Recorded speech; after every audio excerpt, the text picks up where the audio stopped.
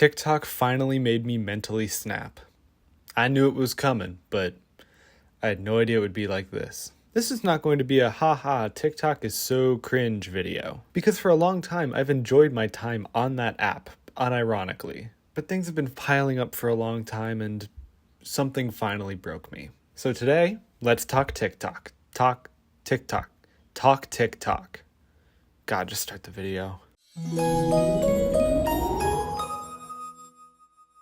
Hello everyone, welcome back to my commentary channel and thank you for joining me here today. When TikTok first grew in popularity, I was one of those people who didn't hate on it, but I also didn't really want it downloaded onto my phone. This was back when there were rumors that the Chinese company behind it was harvesting phone data for their government, and the American government got all, "You can't spy on us," and TikTok was like, "We're not." But then some Americans were like, "Hey, doesn't Facebook and Instagram spy on our phone data for our government?" And then the American government got real quiet about it, and the whole thing just didn't get resolved. That was enough for me at the time to justify skipping the app. But over time, my friends kept texting me the funny TikToks they saw, and I really enjoyed them. And then some of my friends decided to start making TikTok content themselves. And eventually I was just like, you know what? I'll just get the app. It was this enticing cocktail of social media, sharing life like Instagram, performance content like YouTube, using short humor like Vine, all compiled into one engaging package that promised to never bore you. And it's common knowledge that the TikTok algorithm is a monster beyond comparison. Like, once it knew that I was there for short form comedy, that was just all I saw, and it sucked me in. I hate to admit it, but I would spend hours on that app. Now, all of that takes us to the present day, where I unfortunately saw something that just convinced me to get rid of the app altogether. No more beating around the bush, let's get into it. This is the video I saw. If you had 24 hours with me and I couldn't say no, what would we do? So, this is a trend, meaning there are thousands of similar videos that say this exact message. And I shouldn't have to tell you why this is horrible, but let's talk about it anyway. The prompt is, if you had 24 hours with me and I couldn't say no, what would we do? Completely devoid of context, this is a fairly innocent quote about going out and doing something together, but when the subject is an attractive person, sometimes in a suggestive pose, you can assume that maybe the intentions aren't wholesome. There's also nothing else in this video besides the prompt, meaning the goal behind this content is the response, in this case in the form of comments or a duet.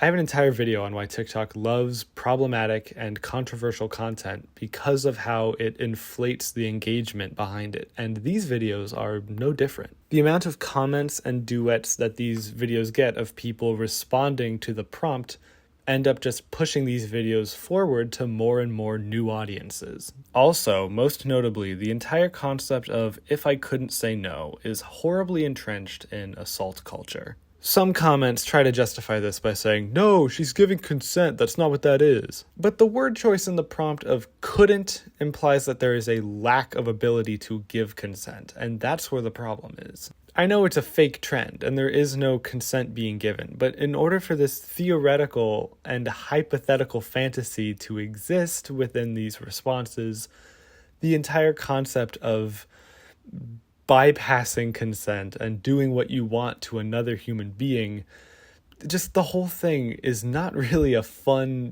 hypothetical to even entertain. It's just this gray cloud over this entire trend that cannot be ignored. It's impossible to look at this and say, "Aw, it's wholesome." Now, the comment section of these videos are usually split into three distinct responses. One, people joking around or intentionally refusing to engage with the prompt. Thankfully, this is the largest response you'll see, and because they're joke comments, they get a lot of likes, which means they're usually shown at the top of these videos.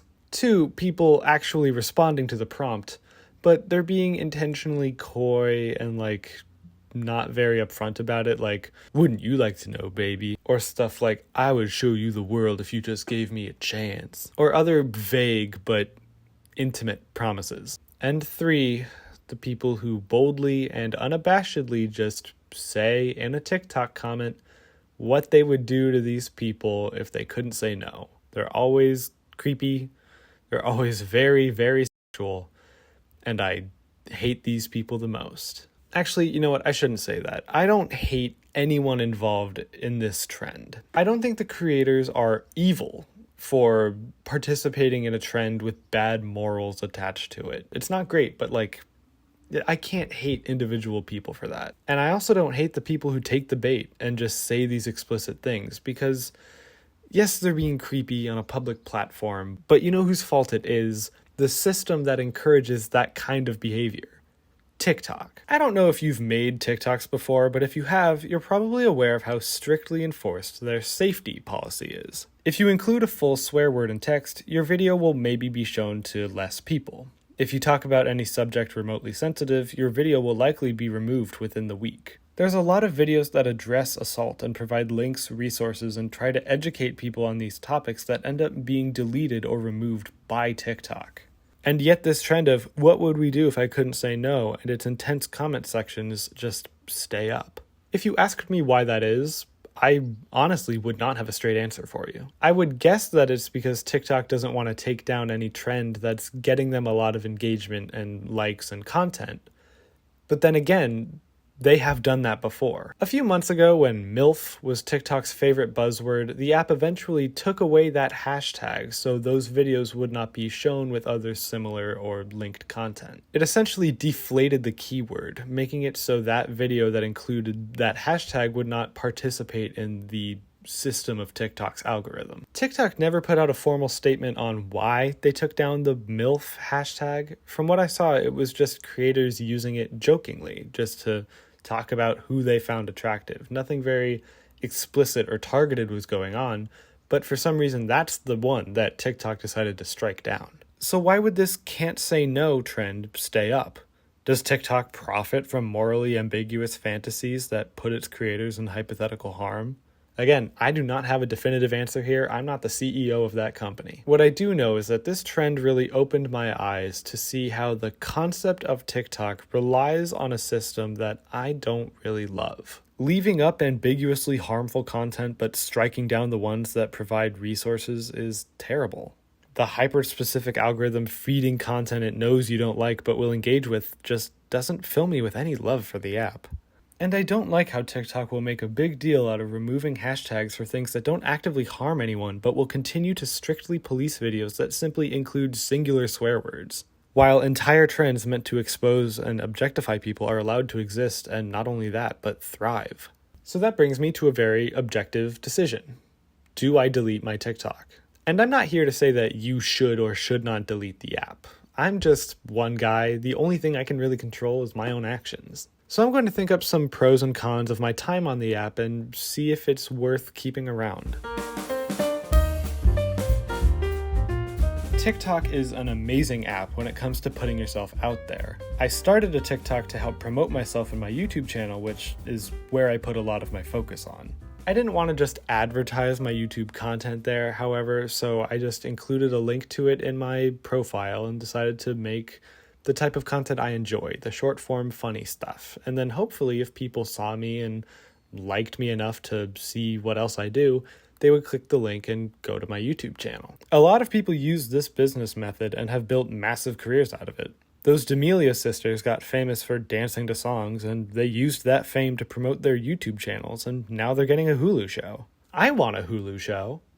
I don't know what I'd do with it, but I want it. It's also been recorded that TikTok will inflate the views of one of your earliest videos in order to give you a taste on what simulated virality kind of feels like. It's like a free sample at a grocery store. You eat it, you taste it, that taste lingers, and it makes you want to actually buy it. One of my first videos had this exact thing happen to it, and after a few months, it finally ended on 230,000 views.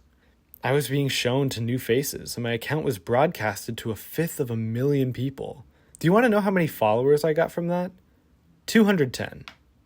So not a great ratio. TikTok is fast-paced. Usually you see a video, you like it or you don't, and you swipe up to move on. It's a great way to have one joke go viral, but it's harder for those likes to translate into followers. And in my case, my joke performed better than a lot of my videos on YouTube do, but it didn't benefit my channel in any way. But I guess what I'm trying to say is I prefer YouTube, which is trying to become TikTok. So, God, there's just no escape. So that's a lot of reasons to get rid of the app. But now let's be fair and take a look at the reasons why it's worth keeping around. The reason I used TikTok was mostly as a creative outlet that I didn't have to take seriously. Some videos would get 600 views, others would get 12,000, and they would both feel the same to me. I could post and move on, something that I still can't manage to do with YouTube. Additionally, I have friends putting in a lot of work into their TikToks, and I want to watch them and be appreciative and support my friends. That's all the reasons I can think of. That's not good. I personally don't see many reasons to keep the app since I don't necessarily enjoy myself there.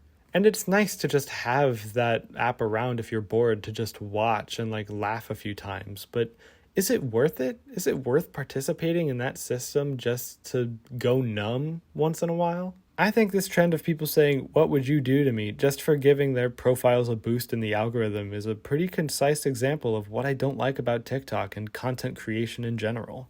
As someone who also relies on likes and views, I do understand doing what you have to do in order to put your channel out there. But I can't help but wonder if these people do it because they want to do it, or because they know it's what TikTok encourages. And I have to wonder about what goes through their heads when they read the comment sections. Maybe it's complimentary to them, maybe it's not. I'm not in that situation, I don't know. But what I do know is that I feel a very tired dejectedness to TikTok as a platform. It's hard to enjoy the funny haha jokes when you know that somewhere else on the app there's those trends that exist only to objectify people and encourage targeted language. And with everything I've talked about in mind, I came to the decision to delete the TikTok app. So I did. And then I re-downloaded it 2 days later. I'm sorry. I know that kind of makes this whole video kind of clickbait, but I really did delete the app. For 2 days, I felt amazing. But then my friend started talking about the TikToks she made and how she was proud of them, and I wanted to support her, so I downloaded the thing again. However, I made the executive decision to remove the app from my homepage. So now, hopefully, whenever I'm bored, that excuse won't be there to just numb my brain out and just watch content without really engaging with it. That way it won't be there to trap me when I'm bored, but I'll still have access to it when I want to support my friends. My account still exists on there, and I'm sure someday I will post again to use it as a creative outlet that I don't have to worry about, like on YouTube. But as of right now, my home screen is TikTok-less, and honestly, it does make me feel just the tiniest bit more free. And I'll take that. And you might be wondering, but Duncan, now what are you going to use to numb your brain when you want to watch content but not actively engage with it? And I'd say, have you seen what's popular on YouTube? I think I'm going to be just fine. Thank you for watching my video all the way through, and a huge extra thank you to all of you who support me on Patreon. You wonderful people keep me going, and I appreciate you to no end. Thank you for supporting me and what I do here. I hope you all have amazing weeks, because you deserve it, and I said so. If you would like to support me and have your name tattooed on my video forever, the link will be in my description. I'll leave some more video suggestions for you to watch on screen, as well as my social medias in case you would like to follow me off of YouTube. Thank you for liking this video and subscribing if you haven't already. I appreciate you being here and engaging with my stuff.